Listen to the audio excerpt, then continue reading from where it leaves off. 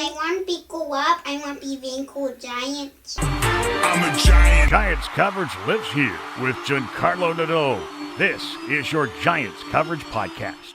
Welcome back to another episode of Giants coverage. My name is Giancarlo Nadeau. Delighted to be joined by Adam Kierszenblat. Adam, you've done so much with the Vancouver Giants. You've done so much as a hockey writer. I want to talk about that. I want to get to that, and then you can start yelling at me if I forget something. Well, you're with Area 51 Sports. You cover the Seattle Kraken, the Vancouver Canucks for TheHockeyWriter, the co-host of the Third Line podcast, and TheHockeyNews, THN on the dub. How's everything going? Thanks so much for taking the time. Yeah, thanks for having me. Everything's going great over here. Awesome stuff. Great to hear. I want to ask you one question to get this going. What got you into hockey? Well, I've been watching hockey since about 2007. So that was when I was about 10, 11 years old. Really started focusing on hockey. Was there at the Memorial Cup in 2007 when the Giants won it. I actually was at the last I was at one of the last Vancouver Canucks home playoff games all those years ago. And yeah, it's just been a fun ride so far. Got the opportunity with Dub Network, and then it's expanded to all the different sites and all the different opportunities so far. So yeah, it's pretty fun for sure. Well, you brought up the Memorial Cup, and a big fan of the Vancouver Giants, you and I, so we have to talk about that event. How old were you at that time? What do you remember about that game?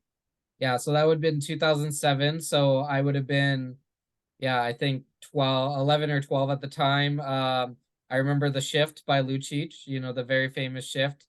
I remember just the atmosphere of that whole arena as soon as the Vancouver Giants won. And I remember walking back to the car with my dad talking about, what's going to happen with Milan Lucic, because that Memorial Cup really put him on the map as one of these better prospects and one of these intriguing prospects. And then a couple years later, he comes back and wins the Stanley Cup in Vancouver. So it was a very cool event to be a part of.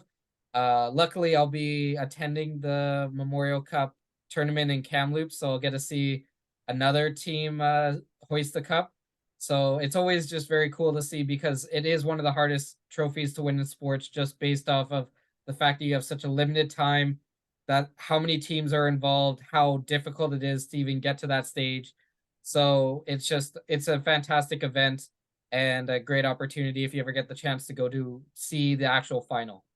Well, yeah, you talked about it. It truly is a fantastic event. And a few seasons ago, Dan O'Connor had the chance to sit down with one of the players on that team, J.D. Watt. He talked about that experience. He talked about what it was like to win that Memorial Cup. Don Hay, his 8th appearance in the Memorial Cup. This will be his 8th appearance. What do you know about Don Hay? Just talk to me about what that means to a guy like him. Well, Don Hay, a lot of the talk was that this is going to be his last year. Helped Kamloops win multiple Memorial Cups. So kind of just a full circle event here. The all-time winningest coach in WHL history. One of the best leaders. I've talked to a couple of players who were on that 2007 team. All of them have great things to say about Don Hay.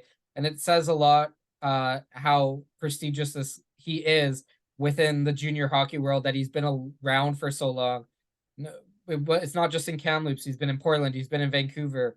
So it really shows that even though he's been in the league for close to, I think it's over 3 decades now, like he's still able to help the younger players. And I talked to Olin Zellweger a couple weeks ago on the TheHockeyNews podcast, and we talked about Sean Clouston and Don Hay, and he had nothing but positive things to say about him. So it really shows just how his teaching and his coaching style can be stretched over multiple generations of hockey players.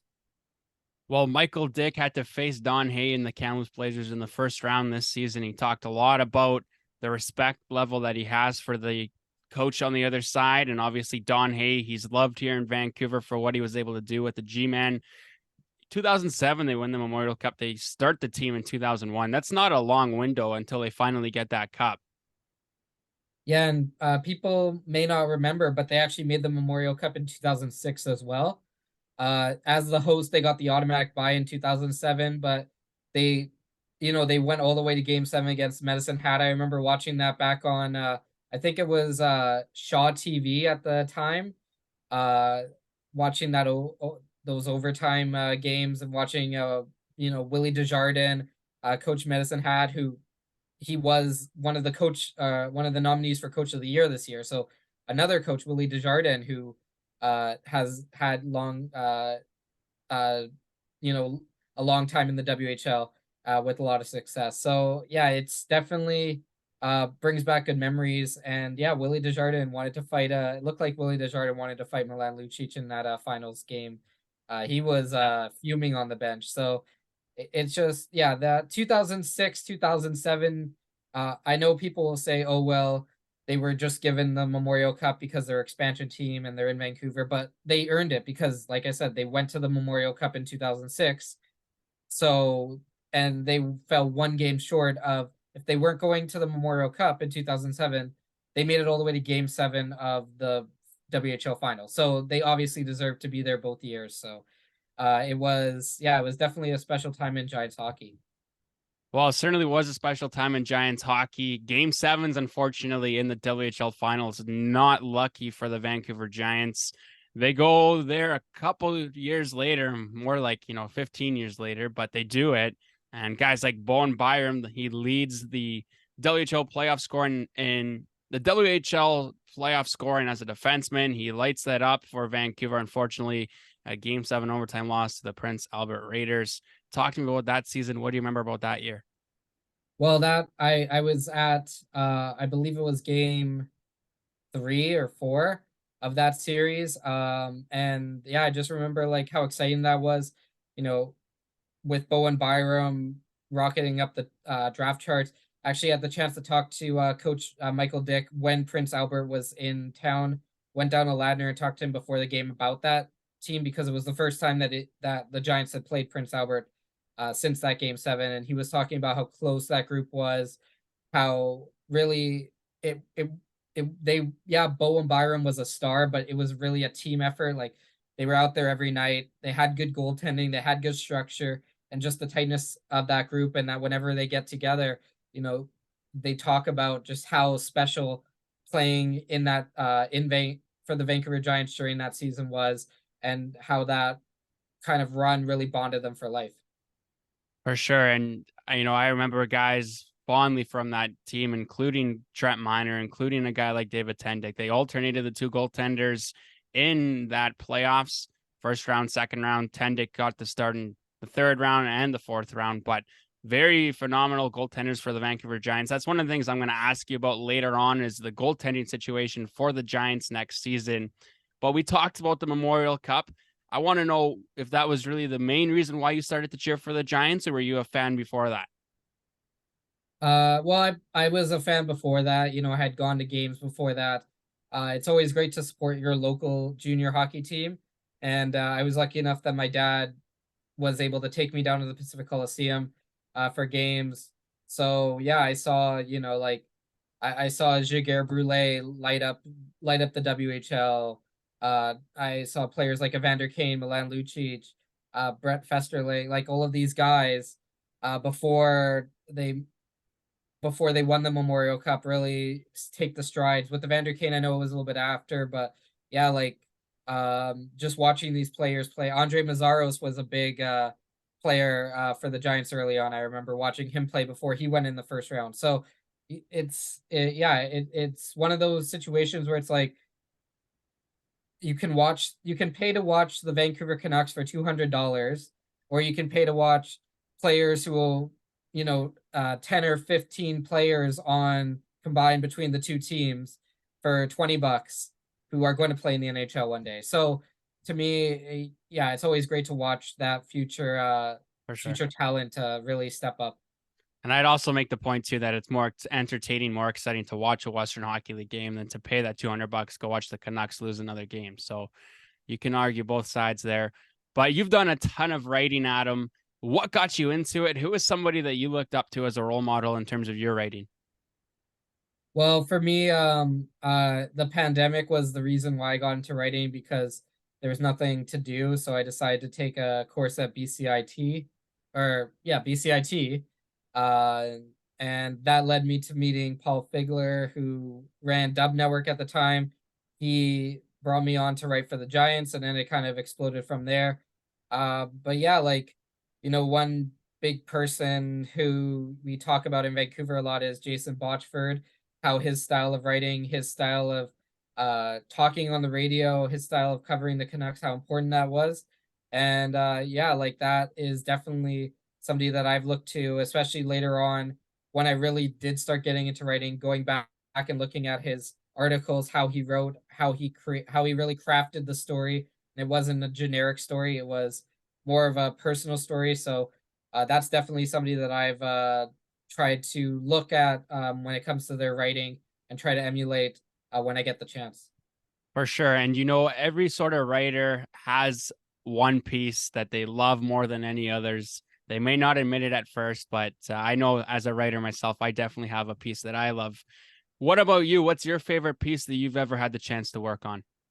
Well, I mean, I got to interview both Sedin twins at the NHL, or at the CHL Top Prospects game. So that was pretty cool, I have to say. Or it would be my first ever interview, which was with Dean Evison of the Minnesota Wild head coach, because he was a former Vancouver Giants head coach. Yep. I just happened to reach out. It was during the pandemic. I was like, oh, maybe I'll see if Minnesota will just let me interview him. And that ended up being my first ever interview I conducted. So, Wow. yeah, so those two pieces definitely stick out for sure. That's awesome stuff. I want to jump ahead, take a look at next season. It should be an exciting year for the Vancouver Giants. That's what people keep saying, but there's a few issues that stick out in my mind that might hold Vancouver back. I want to talk about a guy like Justin Sordeff, guy like Zach Ostapchuk, Ty Thorpe. Two of those players traded at the trade deadline the past 2 years.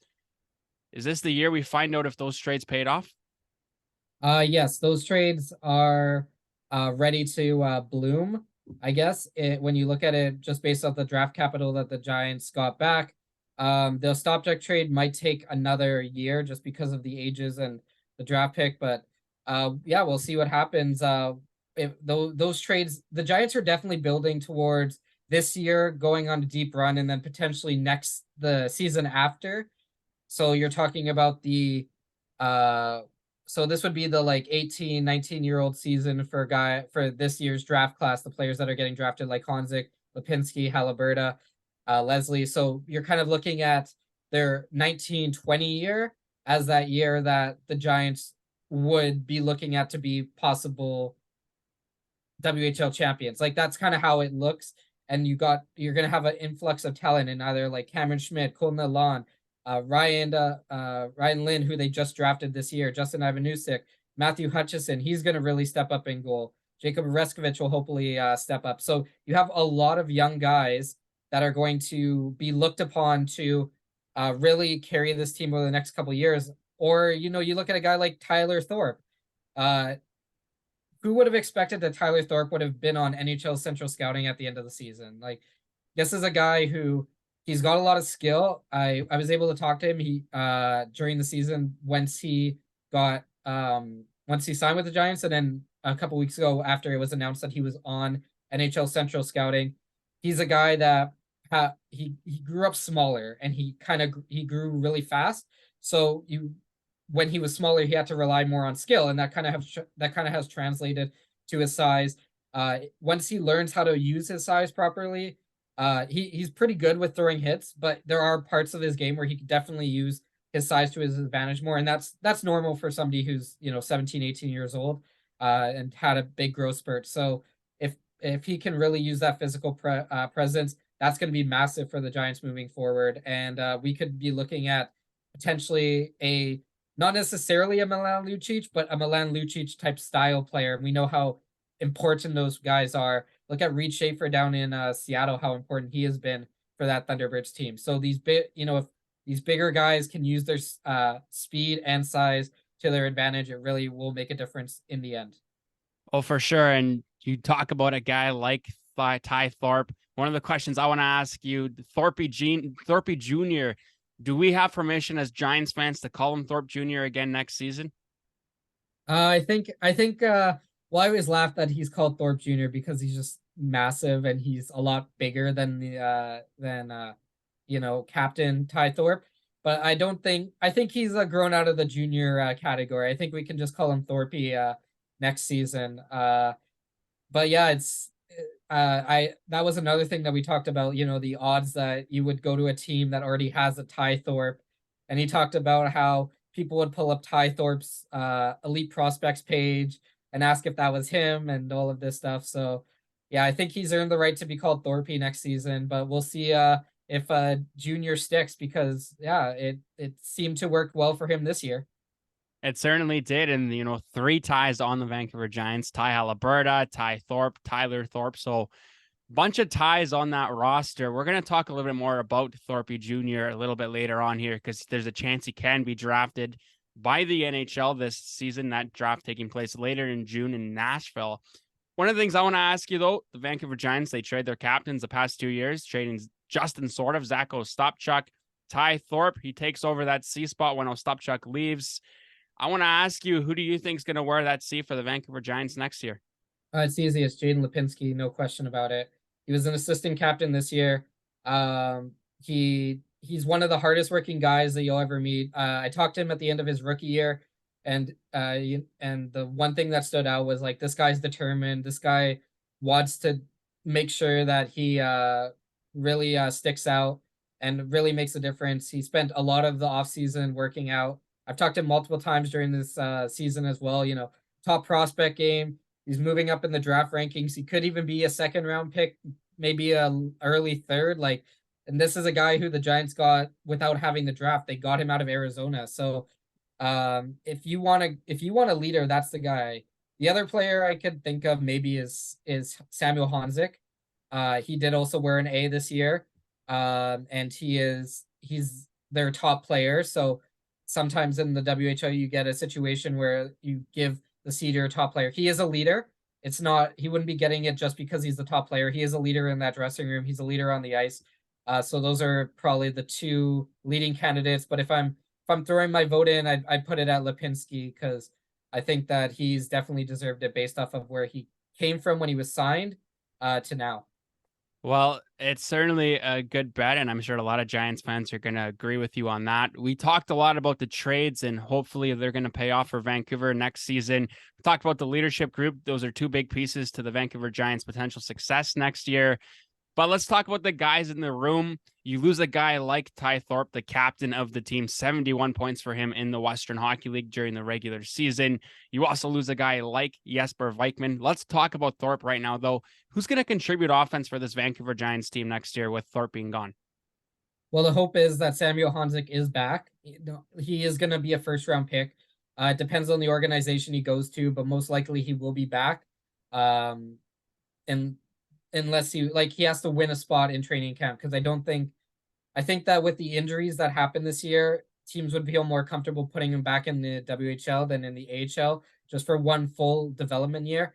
But then you got guys like Jaden Lipinski, Ty Haliburton, the same players that we've been talking about all year. Ethan Semenuk, hopefully he can step up and hit 20 goals this year. Also, a guy like Connor Dale is going to have a big season. I feel like he really showed well at the end of the year. And then if Skylar Bruce is one of the 20-year-olds that they bring back, which is expected, he'll be one of the 20-year-olds brought back, he's going to be a massive part of this offense. So we'll see what happens. And then on the back end, hopefully Colton Roberts can take that step forward. And then you also have Mazden Leslie to fill some of that offensive void. So the Giants are definitely going to be a by committee team. They're not going to be like a Kamloops Blazer where they have Olin Zellweger and Logan Stankoven putting up 30 and 29 points in the playoffs and then don't really have a massive gap. They're going to be one of these teams that they might not necessarily have a 100-point player, but they could have, an 80-point player or 75, 60, like they'll be a little bit more balanced in their lineup because they have a solid top 6 that can contribute offense consistently. Well, I'll tell you what scares me as a fan of the Vancouver Giants, relying on that group that was swept by Kamloops in that first round in those 4 games. You're really putting a lot of faith into those players developing next season, but there's a chance that they may not. There's a chance that they might not be able to take that big step. So if you're the general manager, if you're Barclay Parnetta, are you making any big trades to try and can make sure that the Giants are successful next year? Well, they already made one in Logan Hamill, who came over, defenseman. But what you have to also remember is that this Kamloops team is built for the Memorial Cup. They're a team of 19 and 20-year-olds. This Giants team is a team of 17 and 18-year-olds. So there is a massive gap between 17 and 20, 17 and 19 even. So this team is building, it's growing. And I know people will say, oh, they got swept by Kamloops and everything, but honestly, they weren't a ready team this year. They're building for the future. Like I said, they're building for a couple of years. This year was all about experience. Now, did they want to get swept? No. Did they want to go to the Memorial Cup? Of course. But you look at the lessons that they're going to learn, how to play in the playoffs. For guys like Samuel Honzik and Ty Haliburton, this was their first ever postseason experience at the WHL level. Ty Haliburton was injured last year, and Honzik wasn't in the league. Lipinski had a bigger role this year. Mazin Leslie had a bigger role this year. So this team is growing. So I wouldn't necessarily look at the fact that they got swept as a negative. I look at this as it's all part of the learning curve and the learning experience. And I know people will say, oh, well, they took a step back from the year prior. But the year prior, they had drafted Fabian Lysell, drafted Zach Ostapchuk. Then they had drafted Jesper Vikman. They had Adam Hall. They had drafted they had a stronger team, a bigger team, a more experienced team overall. So when you look at how this year they only had one drafted player in the playoffs, so that does make a difference. So yeah, they got swept, but in the end, I think it will be for the betterment of the team. Well, this year they only had one drafted player. This year they also had a superstar goaltender in Jesper Vikman. We can have a whole show dedicated to Vikman, I know, but I want to talk about the hole that he leaves by leaving the Vancouver Giants, aging out of the league next year. You talk about a guy like Brett Muirwald. He was a backup for him last year, played just under 30 games in the regular season, suited up in the playoffs against Kamloops. Is he the starter next year for the Vancouver Giants? At the moment, I'm going to say that he is not on the Giants next year. And the reason is very simple. He's a 2003 born player, so he'd be an overager player. And I think the Giants they learned from this season that they need, with this group, they need 3 overage skaters. They need that experience on the ice. Yes, Jesper Vikman was absolutely incredible. Brett Muirwald was really good, but I don't see a situation where necessarily he's back. I don't even know if he's going to be back in the WHL next year. He could take advantage of the university route, but it's kind of a shame that they got Brett Muirwald when they did, because if he was a 19-year-old, he'd definitely be the starter. But because he's a 20-year-old, it creates a little bit of complications. And then you look at Matthew Hutchison. I think he's ready to be in the WHL. I don't know if he's ready to be a full-time starter, maybe a 1A, 1B. So you're looking at potentially the import draft at this point to try to get a goaltender. We'll see what happens with the NHL draft and all of these players and which goaltenders are available in the import draft. But I could definitely see them going import draft goaltender and then Samuel Honzik as their import forward for the 2. And then you can play Hutchison somewhere between 20 and 25 games next year, let him grow, and then the year after he can become the starter. So I think it's a really good situation that they're in, and it depends on they have to convince a international goaltender to come over, but it does make it a little bit more, it makes it a little bit easier to convince goaltenders in the import draft to come over if they've already been drafted by an NHL team, especially if they're on the West Coast. Well, for sure. And I think the future is definitely bright for the Vancouver Giants. A lot of people in the organization also saying that themselves. For me, if the Giants can get a goaltender, if they can get Sam Honzik back, I think they're in really good shape. Also, that captain, who they give that seat to, is going to be, something to keep an eye on there. But I do appreciate your time talking about next season. Any final words, anything maybe I forgot to ask you about next year? Well, we talk a little bit about how the Giants are going to do next year, but what we also have to remember is that, teams like Kamloops are going to take a step back because of how their system is set up. Seattle I'm not 100% sure if they're going to take a step back. They do have a strong enough 18-year-old group. But there are going to be teams that, that they're going to be question marks. Portland's a team that's going to have some question marks. What's going to happen with Victoria, Spokane? So is Tri-City going to keep taking another step? So while we're looking at the Giants saying that they're going to take another step, there's definitely opportunity for them within the league because of how the age curve basically works out. With the top teams are going to start to slide a little bit because they're going to be losing a lot of their top players. So if you're a Giants fan, it's definitely an exciting time. They're kind of peaking at the right time, and they've timed how they're going to build their team perfectly at this point. Well, certainly an exciting time to be a Vancouver Giants fan and an exciting time for me to have you on the show. Thank you so much for joining me. That's Adam Kierszenblat on the Giants Coverage Podcast. Adam, my pleasure as always. Thank you very much, and go enjoy that sunshine. Yes, thank you very much. The Giants Coverage Podcast. Coverage with heart.